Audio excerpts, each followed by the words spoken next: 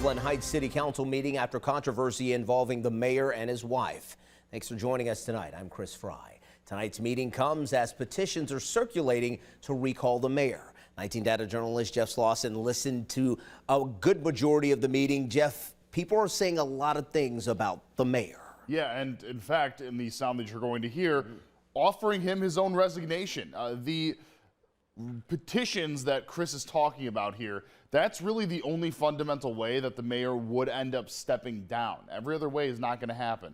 Despite what happened tonight with council, they can't get him to go away. If he resigns or is forced out, those are the only two ways that we would see it. Now, just to recap here, there's currently a lawsuit against the mayor's wife for a hostile work environment. We have heard over the past couple of weeks the anti-Semitic comments that his wife is being accused of making, an overextension of power, bullying people. The mayor himself has been accused of entering areas that the mayor should not have access to, like the law department, of an overuse of power, things like that. Now, he has refused multiple times, including tonight, to step down. In fact, in the beginning of the meeting, he was operating like it was business as usual.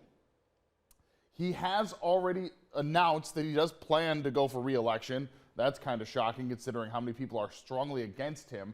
A no confidence vote was voted on tonight because, yeah, council cannot remove him. So what you're going to see right now is one person at tonight's meeting offering the chance for the mayor to resign by writing the resignation letter for him. This all taking place before that no confidence vote. I'm submitting my resignation as mayor of the city of Cleveland Heights, effective immediately. With sincere apologies, Khalil Sharon. And Mr. Mayor, I've done your homework for you if you'd like to sign. Sign it. Okay. Guys, we have to maintain decorum, please. I will continue to do that work to move our city forward, and I am appreciative to all the residents and all the city workers who have shown me care and support through this. With that, council, do your worst.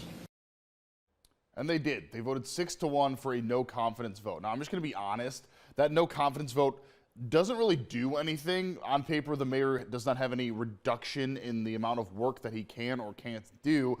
But what it does, according to council, is shows the public that they are listening. They understand the anger, and they at least wanted to get something done. Now, again, the petition that is going around for him to be removed is basically the only way that the mayor would go away unless the mayor decides it on his own, and that does not seem to be the case. This is clearly going to be something that we're going to continue to follow, but at least for right now, the mayor is staying in his position, despite the fact that city council says they want nothing to do with him or his administration.